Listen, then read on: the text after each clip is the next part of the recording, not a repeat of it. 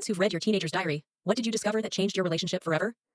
I still remember the day I was vacuuming under my daughter Lily's bed when I found her diary tucked between the wall and her mattress.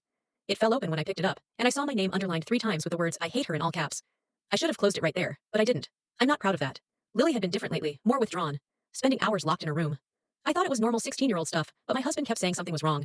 The first few pages were typical teen drama boys at school, friend drama complaints about teachers. Then I found entries about cutting how she did it, where no one would see how the pain helped when everything felt too heavy.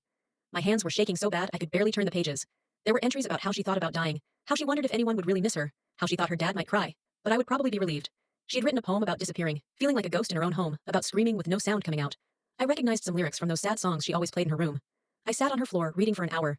That's when I found the reason last year my sister was diagnosed with cancer. I threw myself into helping her, driving her to chemo, watching her kids cooking meals. I thought I was balancing everything, but through Lily's eyes, I disappeared entry after entry about how I missed her soccer games, how I was always tired, how I never asked about her day anymore, but spent hours on the phone talking about my sister. The worst entry was about her birthday. I promised to be home for dinner, but my sister had a bad reaction to treatment. I stayed at the hospital and completely forgot to call.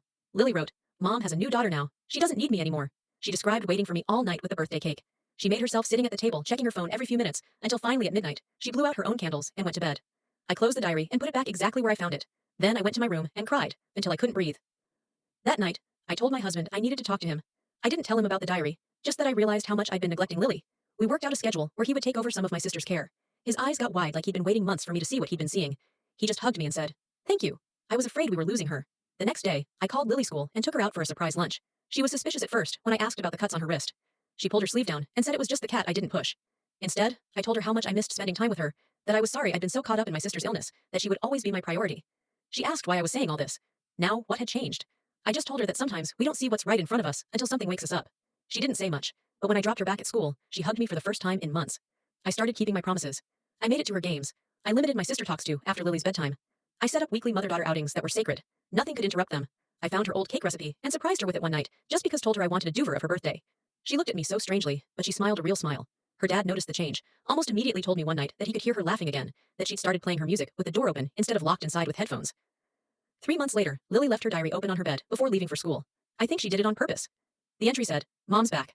I don't know what changed, but I'm glad I missed her. I found a new page where she crossed out her old poem and written a new one about being seen, about someone fighting for you, even when you'd given up the fight yourself. I never told her I read her diary, but sometimes I think she knows she's 19 now, and in college last week, she called just to check on me. Before hanging up, she said, "Thanks for fighting for me back then, Mom." I'm still not sure what she meant, but I know how close I came to losing her. Not to death, but to the slow death of neglect. Reading that diary changed everything. It probably saved her life. It definitely saved our relationship. My sister asks sometimes how I knew something was wrong with Lily. I just tell her that a mother